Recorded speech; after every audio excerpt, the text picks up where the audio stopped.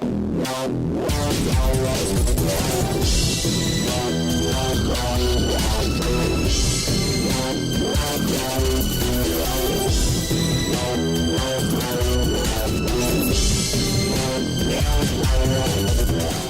everyone. Welcome once again to the Road to Freedom podcast. I'm Patrick. And I'm Matt.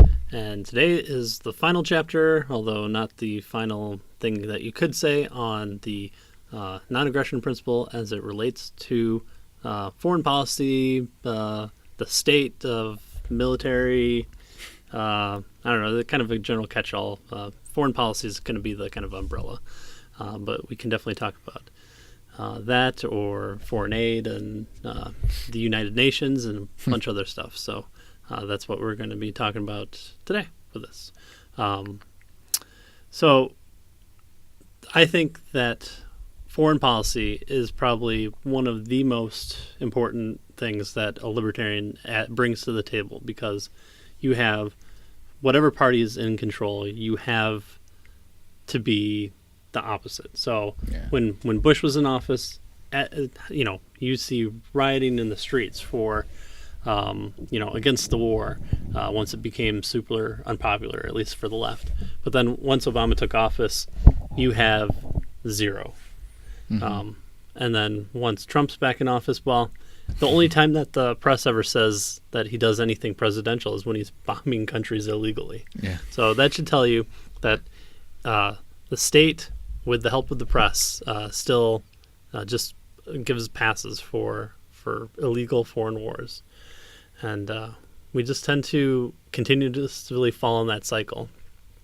I mean, you had Obama, who a New York Times article said President Obama has secret kill list of American citizens. Yeah. I mean, this is like the story that you really would want in any other regime. Didn't he drop more bombs than Bush did too, and everything too? Yeah, I mean, he increased the drone war, which the drone war is so chaotic for something so precision based. Half the time it ends up being, this person's SIM card was tied to this other person's SIM card who was in an area where this other SIM card was at, and so we're just going to bomb this group of people. And there's when Obama killed I forget what the name of the family was, but two American citizens illegally, no due process, just they're a threat to the state, kill them, and then Trump followed it up by killing the daughter.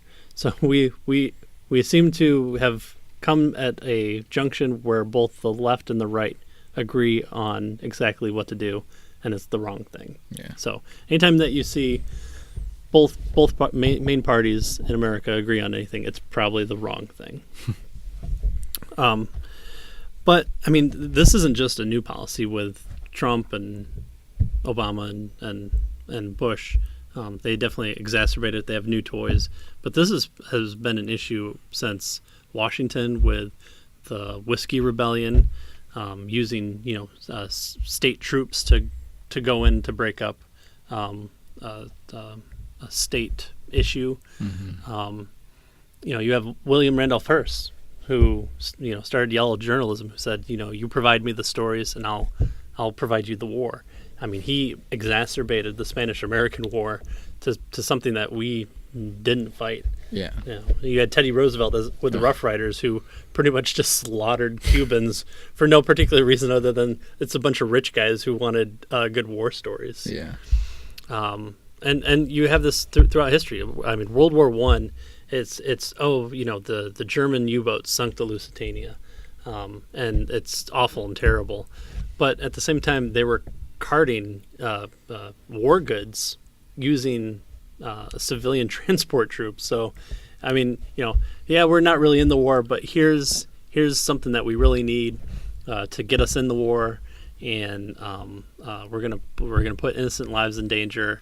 And Lusitania was sailing in occupied territory that had been warned about, and they just still gave it a pass to go through.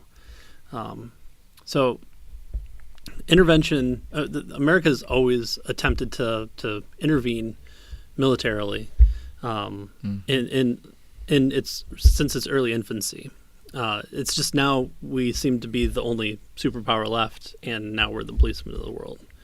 So, I mean, you kind of have a direct experience with that too. So, Yeah. I mean, Afghanistan and Iraq is the longest working war that has happened. Yeah. I mean, ever. I mean, think about it. World War II, a world war, Yeah. over and done within 4 years. But yet, this podunk Afghanistan yeah. and Iraq. Just Afghanistan, which it's ironic because it's what we trained Osama bin Laden to do with Al Qaeda, to pull Russia into a war in Afghanistan, and it's showing It that works. that you it's just a we a trained them too quagmire. well. Yeah. So I don't know. I mean, from your perspective, what do you see, kind of the current climate like? Does it seem to be worth it, or is it what I mean, libertarians kind of claim? especially in Afghanistan, because I was over there one tour, and you're fighting an ideology. It's kind of hard to fight it's pretty much impossible to fight an ideology, because let's say you've got a terrorist out there, you take one down. I mean, 2 more are going to pop up. It's just their way of life over there. Like I remember when we were taking like the culture classes, they'll wait generations to get revenge on somebody. So yeah, it's like way different than us. yeah, they believe in revenge, so they'll sit there and we'll go over there, and they probably have people over there still planning revenge on Russians. That's probably what it is. Like, hey, you killed my dad back in Russia, and I'm going to get my revenge on you. Maybe my son will. I don't know. But it's the ideology, because it's more of a religion or a way of like life that we're fighting over there. And I mean, you're not just fighting a certain kind of people. We're not fighting. At least in Iraq, you were fighting, at the beginning at least, you were fighting the Iraqi forces. So I mean, you had people in uniform. You could see like, oh, there's that guy. We're fighting him. He's a bad guy. But I mean, you don't even know what the bad guys look like in Afghanistan. Yeah, traditional warfare. It's kind of gone out the window. Yeah. And you have military targets setting up in places like orphanages or hospitals, and hoping that no one will bomb them. And America goes, "Oh yeah, you bet we won't." Yeah. Here you go. I mean, Madeleine Albright, for the first Iraq War, was told that there's 100,000 civilian casualties that went on because of that, and they just asked her, was it worth it? And she's just like, oh well, we think that the price of it was worth it. So again, with the non-aggression principle, if you're being aggressed upon, if someone's attacking you, yes, of course, you defend yourself. You might even go in and take that person out. But I mean, the first Iraq War was us telling Saddam Hussein, we don't care what happens to Kuwait. Then he invades Kuwait and does slant drilling, and then we come in with the backing of the United Nations, who is the peaceful organization that has already started, the Korean War, which well, not really a war, police action that still hasn't ended, which might still be in sight. The Republic of Congo, it sent UN peacekeeping forces there. I mean, it's had more extensive occupation of war in its time than what a global peace organization really should be. So we've allowed dictators to rise so that we can have an enemy to fight. And once Russia fell in the Soviet Union, and we didn't have the scary bad communism to worry about, the war on terror became that ideology of, well, here's an enemy where you're never going to win against. You're always going to have terror and terrorists. Oh yeah. I mean, violence plus politics is terrorism, kind of like racism, but more a strict definition.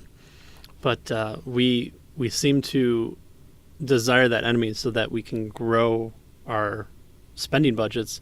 And then last episode we talked about crony capitalism. I mean, here's your croniest of capitalism is when the Boeing and other defense contractors are giving out just giant paychecks to politicians for hopefully supporting war stuff. that seems like it's a big issue. Everyone's all concerned about private prisons, which aren't really private because they're contracted by the state. Yeah. But here you have companies whose line item, budgets are set to millions of dollars in the hopes that the government spends your money to build up a war machine. I mean, it's other than Social Security and Medicare and Medicaid, it's the biggest thing. We spend the biggest on our military than the next 9 countries do. If we're worried about China invading, they're doing it with a tenth of the price that we are. Yeah. But it's because we're having to go out and do all these, be protectors of the nations. We have, military bases all over the world in the understanding that, we need them here so that we can have staging points if we ever need to attack, somebody again, Middle East stuff. But, there's Rammstein, Germany, that we have bases. We have Okinawa. We're still occupying. Everywhere. Yeah, I mean, just in Okinawa, like all the branches have their own. I think Coast Guard isn't there. I don't think, but they're not a real branch anyway. But you're offsetting Japanese spending of military. They don't have to worry about military spending at all. Yeah.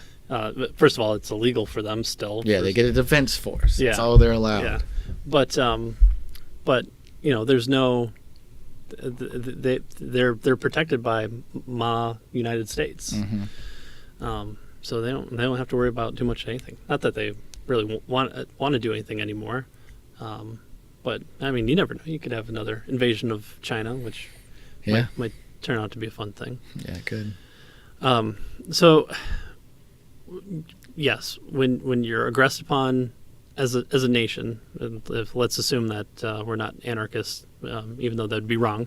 Having things like what we think of being aggressed upon, so 9/11 and terrorist attacks, but even then, a majority of those terrorists were from Saudi Arabia. Yeah. When bin Laden made his statements about why the attacks occur, we were told, it's because they hate your freedom and that we're going to fight them over there, so we don't fight them here. And that's just, it's ridiculous.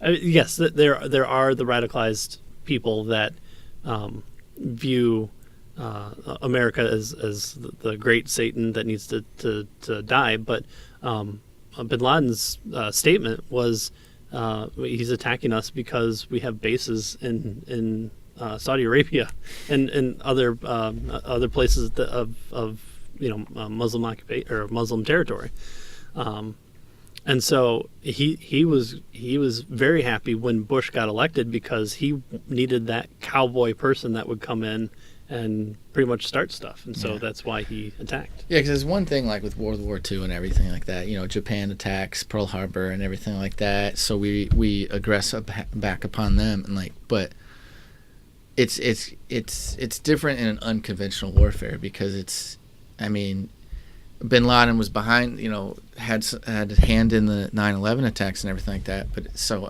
but he didn't have it. It's not like he owned all of Afghanistan. He didn't have a gigantic army that we were getting prepared to fight and everything. So it's just it's a hard war. It probably could have been done better with special forces going in there or smaller ones rather than. The Taliban was invading the whole. Kind of gave a wink and a nod to Bush to say, "Hey, come in and go through." But it seemed that we went from Al Qaeda to then the Taliban. But bin Laden and his group weren't part of the Taliban whatsoever. It was just Afghanistan was controlled by the Taliban, who kind of got in our way, but not really, because they couldn't come right out and say, "Oh yeah, for sure, land troops in here," and then march across the Pakistan border, where we pretty much are pointing you to like a Bugs Bunny cartoon secret base for where Bin Laden was. Yeah. No, we needed to ramp this up, and then the whole axis of evil where we put Iran and North Korea on it, and it's just like, why are we talking about this? Were they part of 9/11? And then obviously Iraq got put on there too, and it folded over so quickly from that, where you even had people who had kind of the inkling, You have Saddam Hussein that's being a backer for these terrorist attacks. Yeah. And poor Colin Powell had to sit there before the UN and pretty much lie, and just no one's been held accountable to that.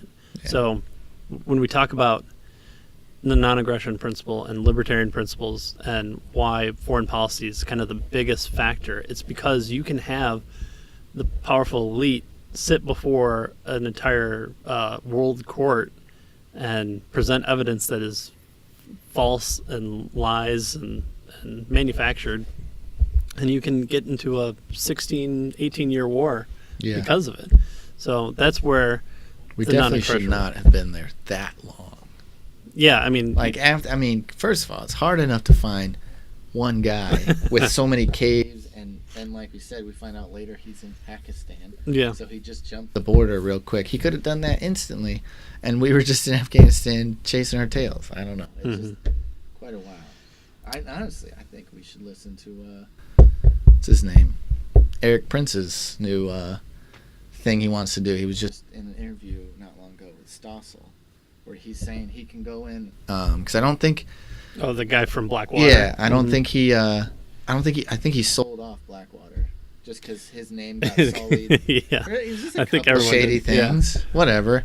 They were a private military, but he's saying you give him. He'll spend it's just a fraction of the budget that we're spending over there, because we still have people going to Afghanistan and everything like that. I've got a buddy that's, I don't say he's over there right now, but they so they're still sending troops over there. Granted, it's not I think it's just a staying force kind of thing now. But Eric Prince is saying you give him 5,000 or 6,000 people, let him take that many people over there, and they can end the war over there. I don't know how he's going to end it, but he's saying a smaller force is just easier. He doesn't even need special ops guys. He's saying the small force, special operations kind of way is the way you're going to end it over there. Not a big, let's land thousands of boots on the ground and just push through cities and everything like that. So. Yeah. And it would save America a lot of money. So why not? Give it off to the private guy. Let him do it, and then if he messes up, it's his fault. It's not oh, look what America did. Hey, he said he was going to end it. He said he was going to do it the right way. We put our trust in him, whatever. You can at least be that guy failed. I mean, there seems to be just, when, I forget what the Netflix movie with Brad Pitt was in it. Oh, yeah. But that type of revolving door of, one general didn't get it, so the next one comes in, and we've seen that over and over again. But when the breaking news comes in for the troop leader for the United States is left, it was Paris Hilton getting arrested news coverage, and they were just momentarily breaking in with the giant leadership change. But you just see the documentaries that are coming over there, and it's all Pashtun people, and there are different factions that one group's, like you said, hated another group for so long that they're not ever going to work with each other, and then you have the different sects of Islam who we tend to put in the minority class in there, and it's just not going to work. We're just putting in figureheads and telling people, hey, it's time to vote again. And they're like, oh, did the last guy get killed? And they're like, no, it's been the allotted amount of time. Well, why are we voting again? Yeah, he didn't die yet. Yeah. So the whole idea of everyone wants democracy, everyone wants Jefferson type stuff goes against the grain of what just human nature is, because not everyone wants those things. And there's people in Afghanistan that especially the northern tribes, they don't even believe in borders. They just go into the areas that their people have been in for generations. They don't care that they jump over to the next country over. They're no, we don't see the dotted line. Yeah, they don't see that. They must have dirt over it. Yeah. But and they don't believe in that. You've got like the nomadic people over there too that they just hop around. Like, I mean, that the country is so widespread. I mean, yeah, it's smaller than America, but it's so diverse. Yeah. and it's pretty densely populated. Yeah. And then you have like your areas where you're like, oh, this is a big population, that's a big population, and then just whole area where there's like 100 people in where the size of like a quarter of the United States. So I mean, it's just so hard that if you have your president and your democracy in Kabul to actually be able to not lord, but to be able to like be in charge of all these people and have them actually care, first of all. Yeah. And actually listen to you. Well, and it's been almost 18 years, and the Taliban now recontrols half the country. Yeah. So it seems like we're doing a great job. Like those people, those areas that are so, there's just not that many people. It's in the farmland and everything. That's so easy for them to just come over and take control. Because I mean, they've got an army and a police force, but I mean, I don't know. They just don't. I mean, it's gonna be, from what I've seen over there, it's pretty hard for a democracy to actually take hold. And maybe they could, 100 years down the line, get it together, but it's not coming anytime soon. Yeah. If they want it. Well, Want it first. I mean, look at the development from just American. You have the Enlightenment period, and that kind of informs the philosophical background to it. But then you just had people leave for religious persecution, and other people come over and they see a big ocean between them and the ruling monarch, and they start getting more and more in that mindset of, why does the person who I can't even see over there controlling anything over here, and then attempts to strip the governor's powers away, or pretty much just having troops walking into your house and taking whatever they want or whoever they want, just because they say. You have a people group who are trying to kind of do away with that more and more, and you just have that ruling class kind of keep poking at it until to a point where you still had some loyalists. I mean, that was it was never a physical threat, but you still had to worry about people who were over here responding to the British.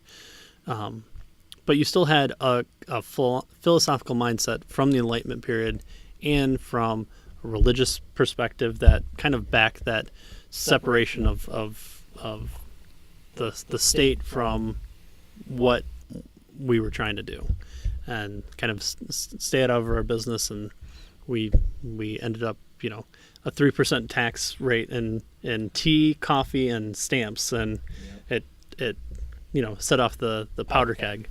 But now it's like, how about 50% or 70%? Okay, maybe we'll get angry. How were people even thinking about voting for a guy that wanted to raise taxes that high? Yeah. Sanders. That's what baffled me. I could not believe that. Yeah.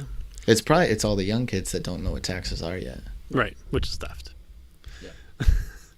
But so you just have a different cultural mindset. You have a bigger emphasis on kind of a religious background, and I mean, it's not even, you can't even just call it, well, it's the Muslim experience, because of just the difference between all the tribes. Mm-hmm. It's not just, yes, Islam kind of informs our understanding, but then there's a cultural understanding to, here's this tribe in the south, it's never going to work with the north, or they don't even know about each other, but yet they're all supposed to kind of come around and support this main leader who has a representative democracy that may or may not end up getting walking out on their positions, like you see with the police force. I mean, you have police, I don't know what they call them, commandants or police chiefs or whoever their station chief is, just I'm going away because I was threatened, and attacks on police officers and stuff like that over there. And Afghanistan too. They like the hard part about the whole war and everything over there too, and even starting a democracy is they just they back whoever is best for them at the moment. Like, because I mean, I know a lot of people like to think we were building schools and building wells and everything like that just for out of the good of our hearts. Yeah.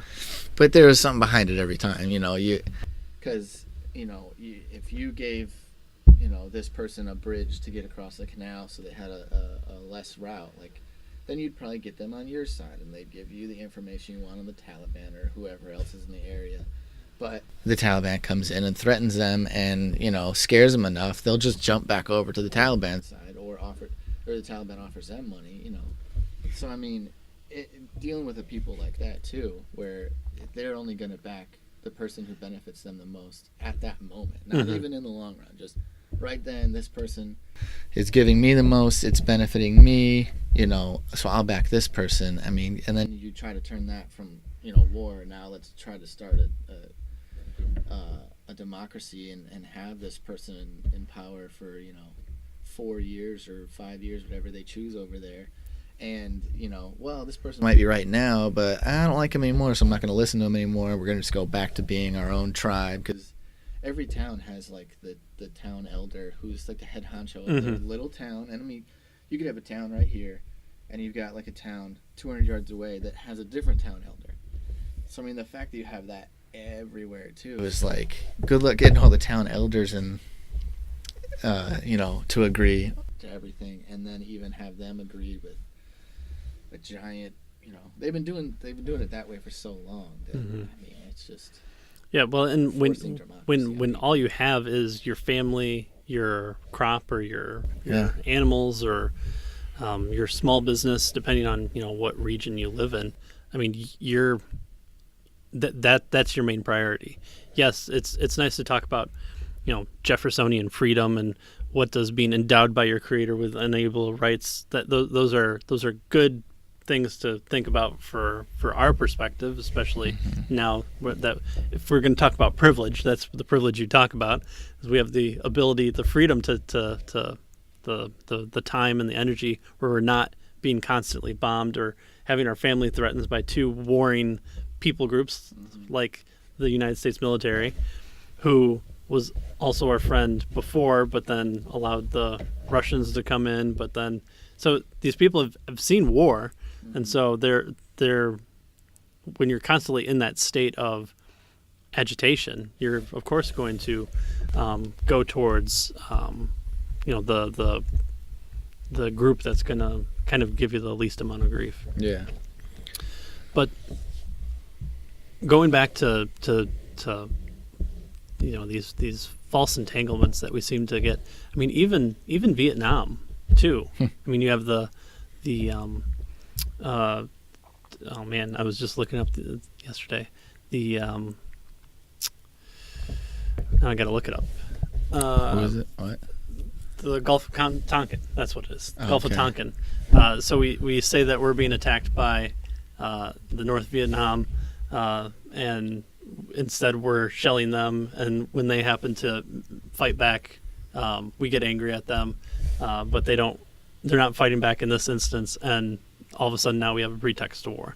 So we've had that for World War I, possibly even World War II, depending if you believe some of the kind of conspiracy theories surrounding that. Spanish-American War, the Iraq War I was under the assumption, like, we told Saddam, yeah, you can do whatever you want, and then once he attacked Kuwait, then we could come in and be the big bad protectors.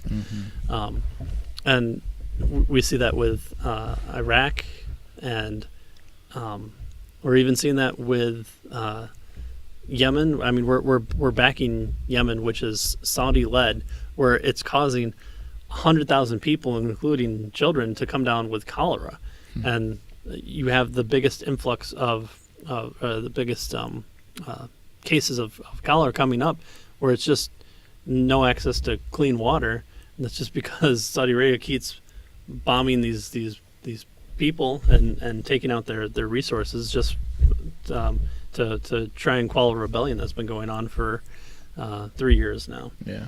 So when we see this as libertarians using the non-aggression principle as kind of our what we're looking at, none of these people have hurt us. They've not attacked us. They've not threatened us. And we always seem to entangle ourselves, like when it comes to Iran. We end up, taking Israel's side and saying, "Oh, don't do that, Iran," and kind of poo-pooing them, but we never say that against Israel when they're out of line with the Palestinian people, or they make a threat against Iran and Iran responds back, and we come back against Ahmadinejad or the Iranian government. And we've been in talks for a while with North Korea, and it's only now that we might finally get an end to the conflict or police action or whatever it was. Yeah. And those are the things that we need to entangle ourselves with, is finding peace and trading through and finding commonality through trade and cultural exchanges. Because if you look at how kind of the Soviet Union was taken down, the biggest influx of contraband was the blue jeans and rock and roll. So we killed them with our trade. We had a positive source of culture that they wanted, including also, hey, we can make jeans really good for the type of capitalistic system we have. And it caused especially the young people to start questioning the ideas of the state for them, which was the Communist Party, and whether or not the Communist Party could actually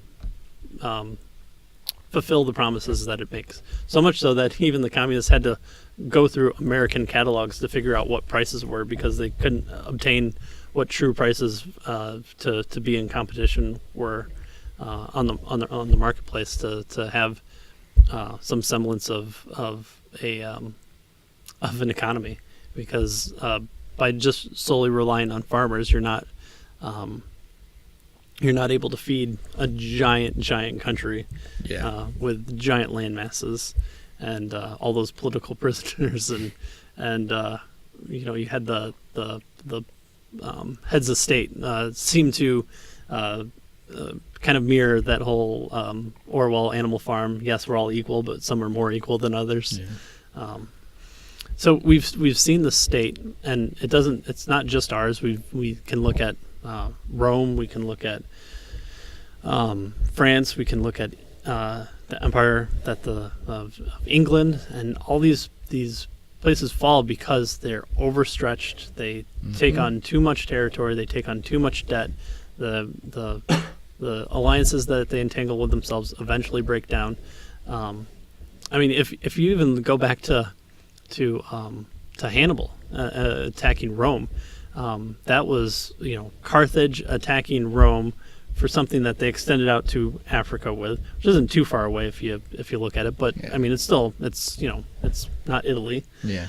And crosses the Alps with troops, including elephants, and continually holds off the greatest military in existence at the time, so much so that they're pretty much the controllers of the world. And Carthage calls Hannibal back to their home country to poo-poo him because he hasn't done more than just hold off the entire Roman army. But I mean, that's just a funny point in history. But you had Rome fall because of outstanding debt, military state, and this attempt to hold different people groups together under a powerful fist, and that seems to be what's occurring today. So much so that it's a large portion of our national budget, and it's causing the deaths of people who have no clue who we are, have no clue who we've entangled with, or have any who haven't done anything to you or me at all. They're just part of a people group who lie inside this country that we've drawn lines around, and we tend to bomb the crap out of them and kill them. Yeah, like we have so many of our own military bases in all these other countries, which is because if you think about it, I mean, if this is a country that we are true allies with, you know, and you want that area where you can go in case, you know, we start a war with this area of the country, now we can start a base out of this one. Like, why wouldn't we just, you know, just see like, hey, you know, just pick a country that we're partners with. Can we take up this little part of your existing military base and like have it be American? We can rotate people in and out of there just so it's always manned, so it doesn't get dilapidated and all that kind of stuff. But you have, you know, a little bit of people on this larger foreign base where we kind of do our own thing, and we can have that staying power there. Rather, what we're doing now is we just take over an area. I mean, we obviously have to they still agree to it that we take over some of their land, but like, I mean, the craziest part I thought was like, for Okinawa is like, I mean, just the Marines, we had, I don't know, 3 or 4, like 3 bases there. I mean, we were on a smaller one, Camp Schwab over by the ocean.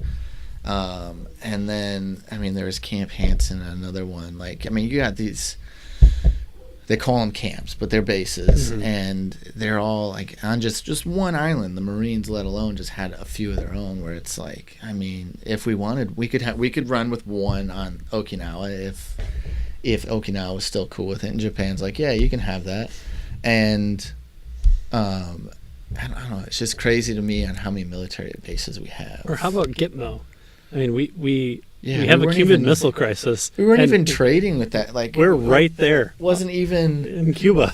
Yeah, Cuba's a short boat ride away. Yeah. And we literally have this little section of Cuba, and it wasn't until not like just recently that we could actually travel there. Mm-hmm. Like, that would have sucked to have been stationed in Gitmo. Like, you literally have to stay on base. You weren't allowed to go to Cuba. I don't even know if they're still allowed to go to Cuba right now. But, you know, it's that would have sucked. Yeah. Well, and, you know, we have all these plans from the CIA to try and kill Castro, but there was no plans to like just try and westernized influence them. You know, they took over the sugar plantations, and in the 60s you had kind of like that stall. And if you look at their cars or their buildings, they never progressed. Oh no! And they had boasted this literacy rate that was, you know, unheard of. But I mean, if you're in communist Cuba, what are you reading? That's it. Oh, great. You know, 85% of your people can read. But what the Communist Manifesto? How many times can you read that? I mean, you can't really pull out of Cuba and say, here's something that Cuba helped develop, or here's a literature or some big technology burst that a Cuban person did. Is because they were stalled in having the state be their protector. And so what would have happened if, instead of blocking it off and having the trade cut down, why don't we just be friends with them and say, hey, listen, we understand that Russia, you know, gave you nukes, and that's really bad for us. Here, let's become a good trading partner, because you know who you don't attack? Trading partners. People who are giving you coconuts in the middle of, you know, November in America, and you're giving them, you know, hospital aid and other types of advancements. Yeah. Where, I mean, if you just look at the different nations and you say, from the 20s to the 60s to the 80s to the 2000s, how come it seems like big westernized countries tend to be the most progressive as far as it comes to technology or advancements, or just, I mean, take art. I mean, granted, art kind of got muddled up with the whole modernist perspective. Yeah, where they just flick a brush and all of a sudden Yeah. like, someone takes a crap on a Yeah. plate and like, hey, it's now worth $100,000. It's art. But if someone's willing to pay $100,000, that's crazy, exactly what it's but- for. But I mean, just look at movies. I mean, I was having a conversation with someone that we work with, and I said the weirdest expression to me was Sergio Leone's Man with No Name spaghetti westerns. You have 3 different kind of communities that exist on that one movie set. So you have the Man with No Name that's supposed to take place in either like Mexico or Texas or Wyoming, or it's supposed to be the Wild West. So it's desired to be an American film made in Italy. That's where the spaghetti comes from, and the visual styles are Kurosawa from Japan's visual style. So you have the West, the middle of the world, and then the East influence. Yeah. Some of the greatest Western movies of all time. I mean, Man with No Name series is amazing. Mm-hmm. So you have cultures that are able to kind of exist and feed off of each other and learn from each other and improve upon each other. And we when it comes to nations who are our enemies or who we have bad feelings towards, it's, oh no, we need to blockade them and starve them out and starve their people. And then the people who are in control will look at their people and go, oh, we don't want our people to starve to death, so we'll acquiesce to whatever you have. I mean, has that ever happened? I mean, if anything, Cuba should have been the one that we could have really starved out of all the stuff. And, Castro regime's still going strong. We could have just put all of our ships just around them and like, Yeah. you guys get this long to survive.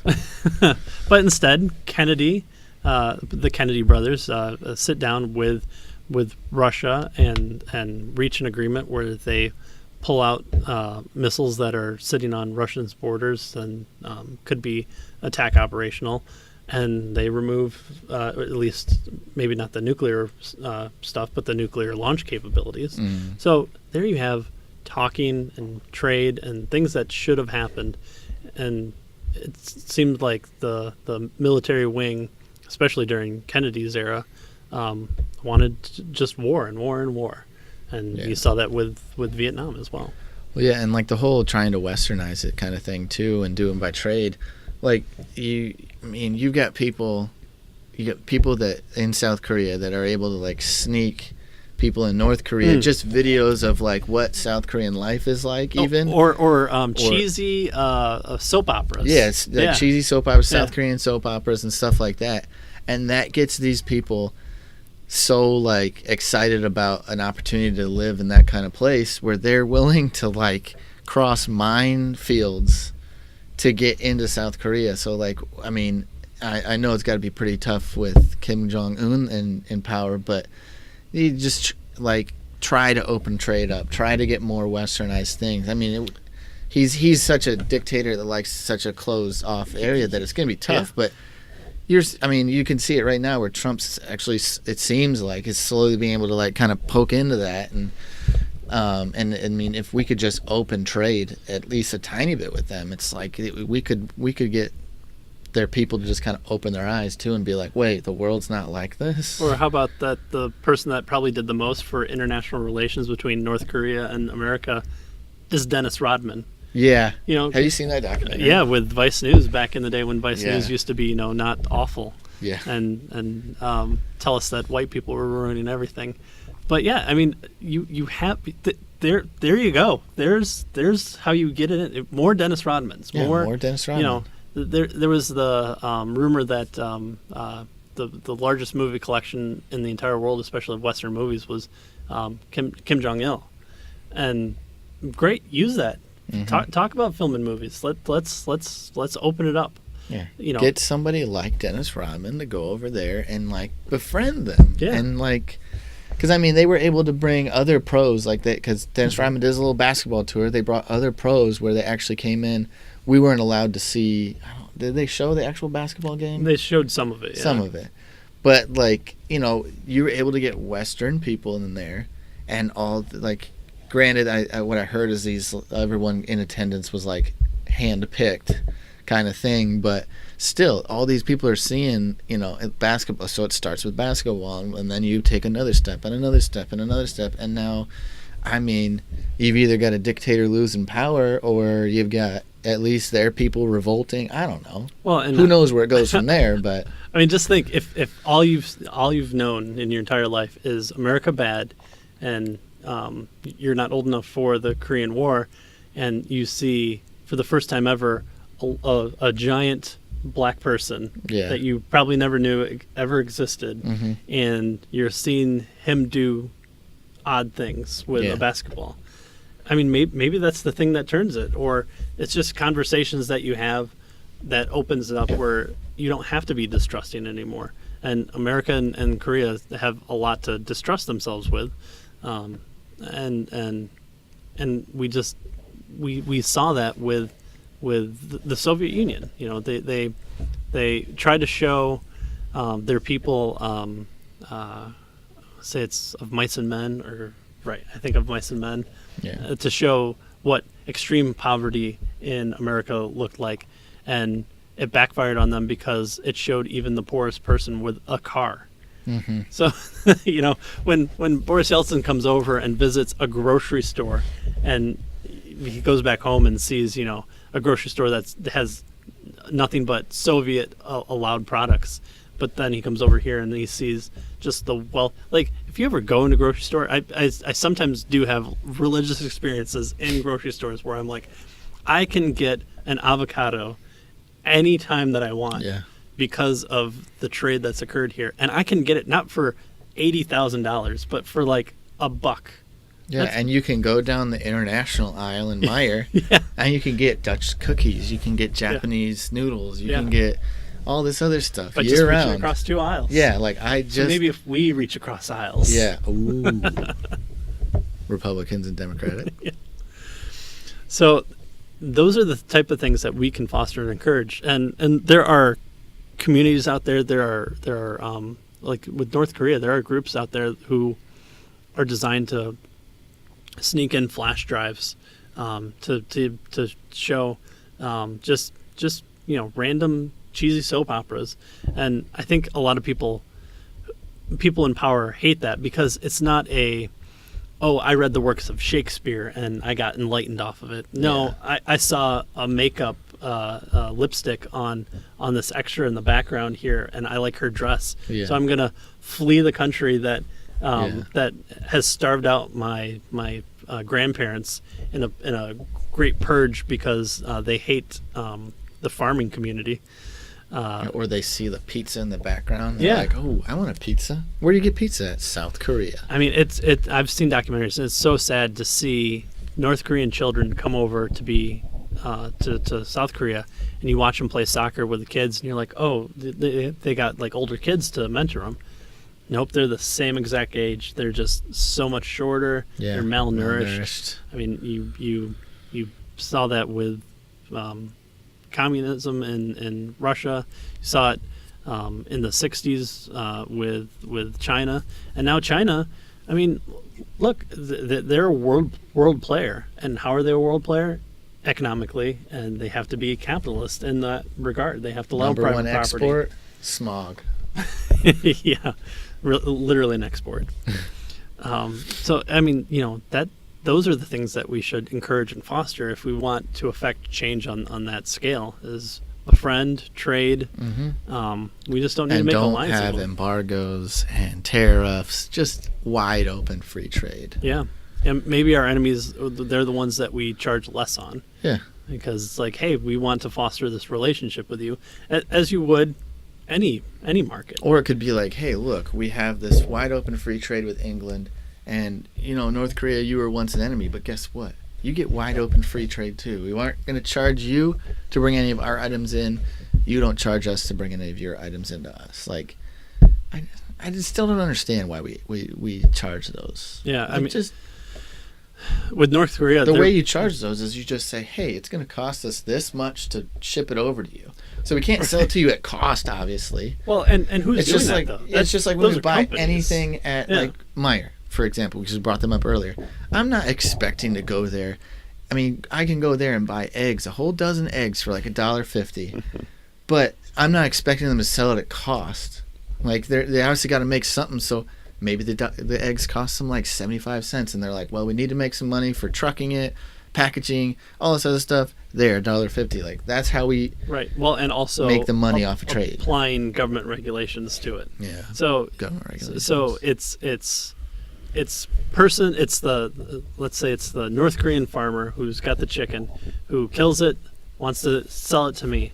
It's got to go through, like I said, the shipping, the trucking, the store. Everyone gets their piece, obviously, but then in the mix of there is also the state, which comes in and says, "Oh, by allowing this onto our land, you, North Korean farmer, have to pay me this fee, and we just have to allow that." Yeah. And it just, why does the state have to be involved like, in that why at do all? we pay a sales tax? Because Michigan roads are the best and amazing, and so we need to make that's. sure. I mean, if you had a sales tax where they said, "Hey, we're keeping our 6% sales tax," but that entire 6% of everything spent is going into the roads, we would probably have good roads. But that's the problem with the government. They say they'll put it somewhere, and they put like maybe a fraction of it, and then they're like, "Well, where'd you put the other thing?" It's classified. Yeah, we can't tell you about that. We borrowed against it, and so we had to pay off. Like, I think people would be all right with paying a 6% sales tax if they knew every bit of that was going towards the Michigan roads, because they suck. But stupid sales tax. Well, anything else for foreign policy? Yeah, if we brought all of our military bases away from brought it all back to America, could you imagine how strong our borders would be? There you go. Or how just strong that's how America would be. Because could you imagine that? I mean, we've got this wide out. That's the whole thing with overspread, like Rome and all that stuff. Is we've got literally bases all over the world. If we just brought all of them back in, and we just have this gigantic superpower of the United States that, like, we wouldn't have those people over there, as the just in case. But like I said, I mean, if we are able to get enough allies, I'm sure if we had another war pop off and we didn't have any bases anymore in, Italy, and all of a sudden a war popped off and Italy was a good spot to be in, we could probably like, "Hey guys, we got good trade, good relations. Do you mind if we just crash at your base for a little while?" I'm sure they wouldn't care. And now, but in the meantime, anybody tries to attack us, I mean, you've got all 4 branches of the military, because Coast Guard doesn't count. That's what the Navy's for. Well, according to the Pentagon. Yeah. They got it wrong. This is the government. They get it wrong. It's just a square. But, but they, and we have all those branches just based out in different areas in America. Anybody tries to attack us, I mean, it's done. Yeah, well, easy. I mean, that says a lot too, because America has, after the War of 1812, we've never been attacked on our homeland. So World War I, 0 reconstruction we had to do. World War II, 0. Where we had doctrines that were in place for how to loan money out, and that's how we got countries to agree to like the dollar standard for oil and Monroe doctrines and all this stuff. We've kind of been able to become the policemen of the world because we've never had to entangle ourselves in these things where, I mean, even Russia had to build up after World War II because they lost, hundreds and hundreds of thousands of people. Yeah, I mean, demolished. Yeah, I mean, just the Germany destruction, and you have bad actors in that. I mean, the Treaty of Versailles is really what led to World War II. It allowed Hitler to take power because of the slight that it had on Germany, and forced it to become a big economic hanger onto them. We never really existed with that because we won those wars and we didn't have to rebuild anything. We always had to ramp up to war production Yeah. because so many people wanted to ramp it down. And how many of those resources could have gone to things like, supposedly we care about our children, so why is it not going to education or technology or Because the government what gets have you. education right every time. Yeah, they've already gotten it right. So we talked about Lockheed that one. Martin needs our money more than schools do. So yeah. So what can we do locally?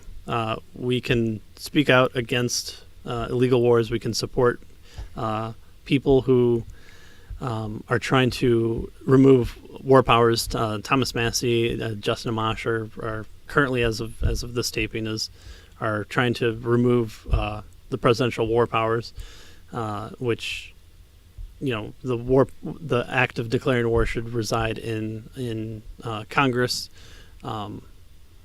and we just need to encourage trade and relations. We don't see that here in the States. You don't see California attacking New Mexico because New Mexico is they got no guns. yeah, with pointy sticks. Yeah. New Mexico's got a ton of guns, I bet. But why don't we see the states attacking each other, which happened in the early days? Because we have open free trade. Yeah, I mean, even Michigan attacked Ohio, literally. That's because Ohio sucks. And Ohio State just lost, so... So there you go. Attack them with football over using weapons. Well, it's because... They lost to Purdue. Because we understand that California doesn't have a vested interest in attacking New Mexico with violence, because you're not going to get anything from it. You're going to get subjected people who hate you and are going to fight against you, especially our. And if you try to fight against Michigan, you're going to lose out on cherries. Yeah, cherries and copper. That might not be produced here as much anymore. We should start selling some of the Great Lakes to California when they're in their drought for a super inflated price. Yeah. Well, I mean, supply and demand. So there you go. Oh, you guys need water? We got 5 lakes full. Superior's so deep, supposedly. I still don't believe this one, but I read, again, it was online, so what can you really trust? But it says Lake Superior is so deep and has so much water, you could cover North and South America in like 6 inches of water or something like that.